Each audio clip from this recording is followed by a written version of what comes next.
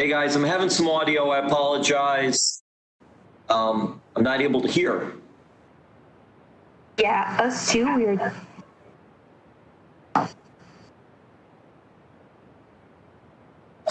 James, great. What'd you do? It's my presence, man. The volume got scared. It just jumped off on me. I think now we have reestablished our audio. Jim, can you ask your question again, please? Yeah, I will. Thank you all again, man. You're frying the audio away, Greg. Very heavyweight. Yeah, I was ready to run. All right, brother, let me ask. So how did the training go for you for this one? Were you able to train in South Florida? Where did you train? Were you at ATT? How did that all go?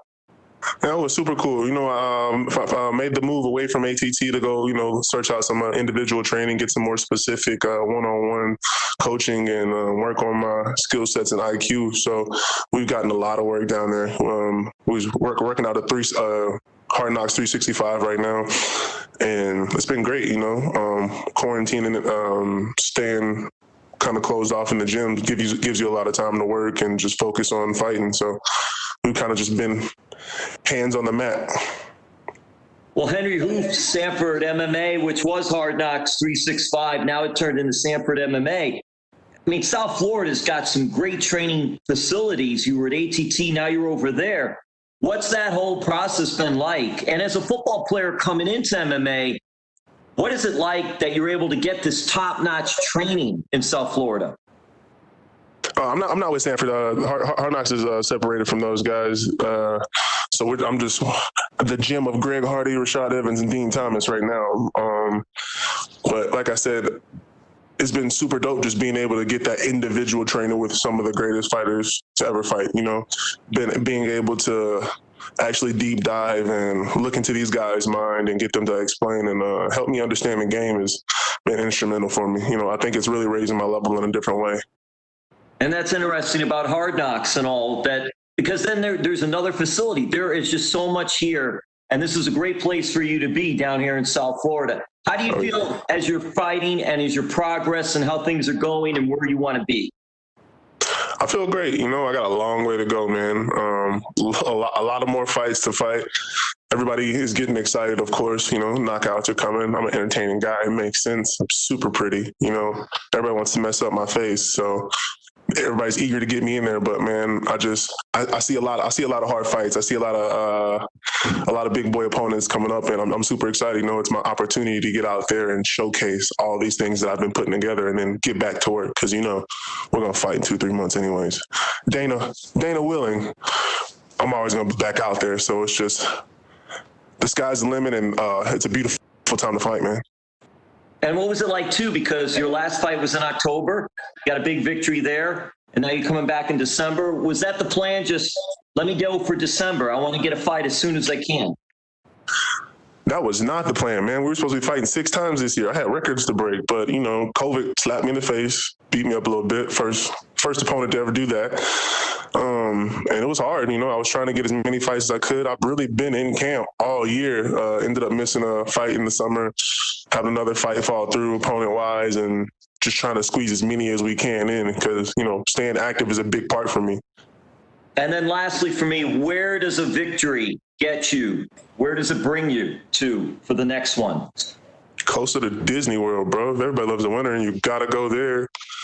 That's really all I'm thinking about. Each win is a win. Each victory is a success for me, but it never really means anything until I have the gold. And that's what I've been talking to you guys about from the very beginning, man. And nobody believes it now. They didn't believe it then. They're coming around a little bit, but I'm hungry. I started from the very bottom on purpose so that I could climb my way out and destroy everything in front of me, man. And the day of reckoning is soon coming. The King of War is going to shut down everybody's lifestyle. And you're getting that Disney World, man, from winning in the NFL, brother. You're going to Disney World. I'll take you with me. We can both go. Hey, man, go get him. Social distancing. Social distancing is right. Thank you so much. All the best, brother. We'll take our next set of questions from Jay Anderson with Press. Hey, Greg, welcome back. I wanted to start with the difference between the feeling before this fight compared to the last one. Last time you had some issues come up that could have derailed it, I believe even like an extortion attempt. Has it been smoother sailing this time? So, what was the last? I didn't hear the very last part. Just with everything that Extortion. happened before the last fight, is it smoother sailing this time? Yeah, stuff's still going on. It's really hard to get me off of my rocker because I have a calm and steady disposition in life. So kind of got thrown off last time, but I've centered myself, got back to what I know to be true, hanging out with my family, man, and getting back to work. So I'm locked in. And it was really, it really just mostly caught me off guard because it was in the middle of weight cut. You're drained of energy, your mind's not working right, like. Things are easily thrown off and things go wrong fast. So that's really what happened in this fight, man. I just came in not worried about anything. Whatever happens. That G Hardy attitude. We're here to fight, bro. And just give us your thoughts on the matchup with Marcin Tybura. How do you see this one going down? Hopefully we bleed a lot. We both get $50,000 for fight of the night, and we go to Disney World. All right, and last one for me. I saw you posted some photos with Mike Tyson not too long ago, and I want to ask a two-parter, actually. How do you think the bout with him and Roy Jones, like what were your thoughts on it? And then do you see him as a little bit of inspiration? Because he went through a rough stretch in his life and definitely turned it around. Which stretch are you talking about? Part where he's the greatest fighter of all time or part where we made $300 million? I would say there was the rough stretch where he also lost that and all of that as well. But hell, there's people that never get it. I call that rough, But if we are talking about that, it is inspiration. It's a great man. Anybody that can get it in the first place, as have I, has accomplished many, many, many things in this world that no one will ever do. So to be able to be even around that guy, not let alone being around the guys that taught him and have coached him. Phenomenal. It's really blowing my mind. And I don't know if you can tell I'm posting with mad excitement because that's the future, for me.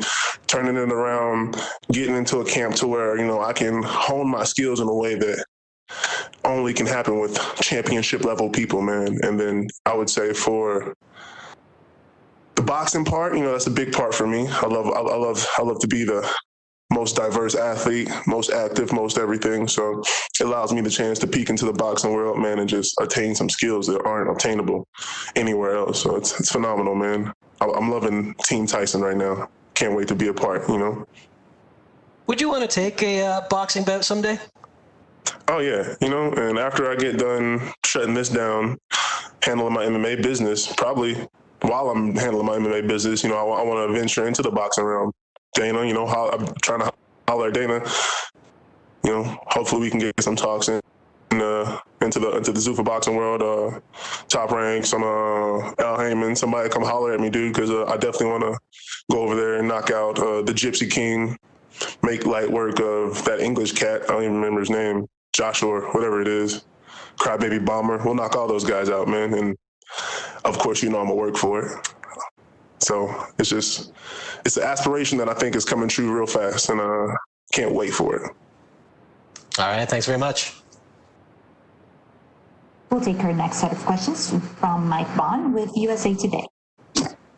Hey, Greg, just curious. Obviously, you kind of mentioned how all the stuff going on outside the cage impacted your weight cut a little bit last time. But did you do anything different, like in terms of what came up when you were on the scale and the 1 pound and whatnot?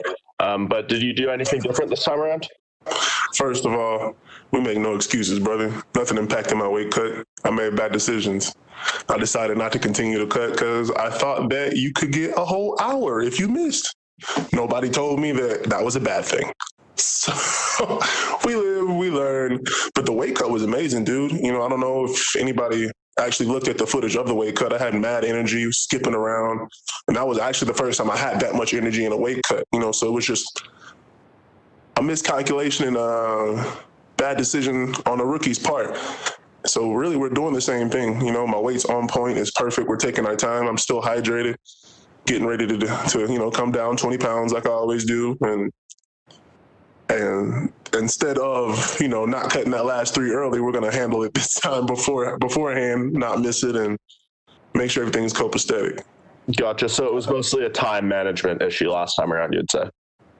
A lack of knowledge. Gotcha. And as far as this fight, do you like this matchup with Marcin? I mean, he's not a guy who's ranked, which I know are the type of guys you want, but he's headlined UFC cards. He's fought against some of the best in this division. Was this a fight that you feel, can move you up and is good for your career at this stage? Yeah, I'm not really worried about moving up, man. It'll happen when it happens. When Dana thinks, or when whoever the people that handle those rankings think that it's time, it'll be done, especially if I keep winning. But Marcin is the perfect guy. Ranked or not ranked, the point of me saying that I wanted to fight for ranked guys was to get a guy that has experience, has been through the ringer, that people, can see me tested with, because I haven't had a real test as far as skill-wise and guys that have been through the ranks since, Mr. Volkov. So this is exciting for me. Yeah, and he's a guy that, can really drag fights into deep waters. He's fought to decision a lot of times. Is that something in camp that you have to kind of prepare for, that, maybe if you're not able to put him away early, you might have to go 15 minutes here? Man, we got rid of that whole putting people away thing when we fought Alan Crowder. That was the last time I did some craziness like this. We're in the if it happens realm right now, And the deep waters is perfect for me, brother. I don't know if you know my former lifestyle and lifetime. I was the Kraken, so that's where I lived. Excellent. Thanks, Greg. We'll take our last set of questions from Damon Martin with MMAfighting.com. So, dude. Hey, Greg. Right now where we're at, we're literally about 11 months removed from that Volkov fight. And you've obviously made a lot of improvements. You changed your camp. I know Rashad Evans has become kind of a mentor along with Dean Thomas. Can you kind of give me a sense of how much you've grown? And can you recognize the Greg Hardy that fought Volkov versus who you are now? Man, the growth is exponential, dude. It's so far in advance that my body's really not keeping up. You're not really going to see it in my fights right now, how much, my mind is actually churning and evolving at such rapid rate. But when it all comes to fruition and I get back in the ring with somebody like Marcin or the next guy, man, I am confident that it's going to just spew out here and there until it literally shows you one of the most complete fighters in the game, man. And that is because I have been around such great people. And to look at myself back then, because I watched that fight a lot, man, just to break down who I was, how I approached the fight and my mental while I was in the fight and what I've learned to reflect and stuff like that. I see a child, and I think I got a lot of respect from that fight, which I appreciate. I love the fans for it and the fight game for it, but I really do see a rookie, a child, and to look back and actually have that thought means that I have evolved. It means that I can actually pick out and detect and discern what is different from here and now to then. And I'm a definitely different guy. We're going to break his face next time he steps in the ring with me, and I hope it's soon. From the day you signed with the UFC, coming out the Contender Series, you've always had this giant spotlight on you just because of who you are, obviously the sport, things like that. How have you grown to handle that? You've always seemed to handle it very well, but now you're starting to make that climb. You're starting to build that streak. Obviously, you're building towards those top 15 fighters, and Marcin is a good example of that, a guy who's been in the top 15. How have you handled that? Because you always seem to have a smile on your face, and you kind of always look like you're enjoying it, but you can't deny it. You've always had that spotlight on you, probably brighter than any fighter at this point in their career.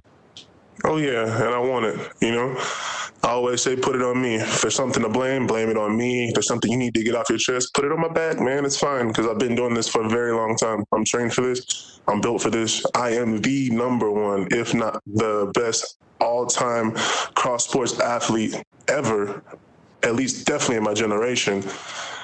And, your shoulders have to be broad for that, man. And I smile because, I like to move it. We're having a good time at all times. And when you're not having a good time, man, my mom always told me you need to stop doing what you're doing. So I'm happy. I'm appreciative for the second chance. I'm appreciative for the fans accepting me. There's no reason to be upset. There's no reason to be down. And last thing for me, talking about pressure inside the cage. Obviously, playing on the NFL field is But that's a different level of pressure in that kind of professional sport. But you are surrounded by teammates. You have your teammates to lean on during a game, things like that. Even when you're in a bad moment, you have your teammates to kind of lean on. In MMA, you're by yourself in so many ways. Obviously, you have your coaches, your teammates to work with you. But at the end of the day, it's just on you. Can you kind of compare those two levels of pressure you've dealt with in professional sports? Man, the pressure's all the same. You know, at the end of the day, you just got to look at what I've done in my life. And people honestly miss a lot of my accomplishments. I'm an All-American. I'm a 3-time All-American football player that played wide receiver in college, caught touchdowns while playing defensive end, while playing for the basketball team, while playing in the NIT. Well, you know what I mean? Then I get to the NFL. I played gunner, man. I played a defense, linebacker. Like, you know, I'm a ring general. I mean, I'm a field general. I played nose guard at 265. Like, I've done whatever it takes, and I've been on so many different levels and fields. Pro bowler. Like, not only am I built for it, I've done it so many times that it has to be fun. You know, this is just a walk in the park for me. This is another day to enjoy my life, test myself. And because I am a real athlete, because I am the future king of war and the future king of MMA and fight sports, this is what's coming. You know, it's just, hey, another day in the neighborhood. Thanks, Greg. No, thank you, brother.